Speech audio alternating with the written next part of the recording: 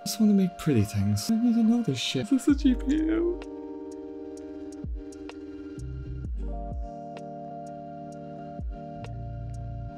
Hello Mographers, Brian McCarthy here from Bold&Break. I'm here discussing a topic very near and dear to my heart, which is always be questioning what you're using as a designer. Hardware informs software. If you want to be using design tools to an optimal level, you've got to know what's going on inside your computer. Using one type of hardware or computer or software, one package, just doesn't do it anymore. You've got to kind of know what's going on under the hood. It's a car essentially, and you're driving it, and each part informs how that car works. So let's kind of discuss this a little bit further. And just to note, this is not kind of putting down your use of a Mac or your use of a Windows or Linux. What's Linux? This is more a discussion of being set in your ways, only choosing to use one piece of software or one brand of computer because everyone else does it. It's not acceptable now. You're a designer, you're meant to question everything. You're a problem solver. You can do this. Look more under the hood of what you're using and why you're using it. Why is this piece of software bugging out on me all the time? I'm paying for it monthly. Should I be paying for it monthly? Is it the hardware that I'm using that's informing this? Which is understanding what is going on.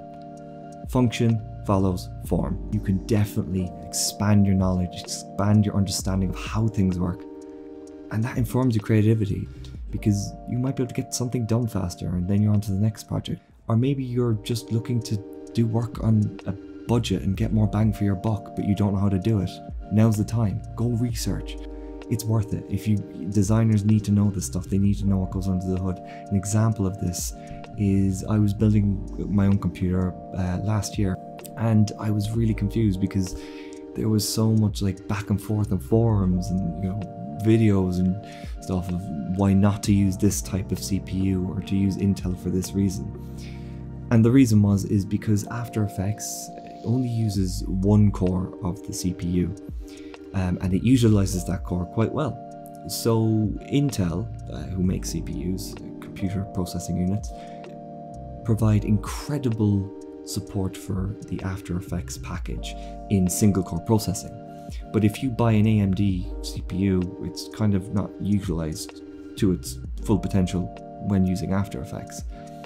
So that in itself is an example. But if I was to buy an AMD processor, which I actually did, because I wanted to learn Davinci, and Davinci utilizes all the CPU cores. And what I mean by that is, let's say a CPU has 4 cores, it's only going to use 1 in After Effects. It's going to use all 4 in Davinci. That's already an advantage in Davinci. It's going to be faster if it's utilizing all those 4 cores.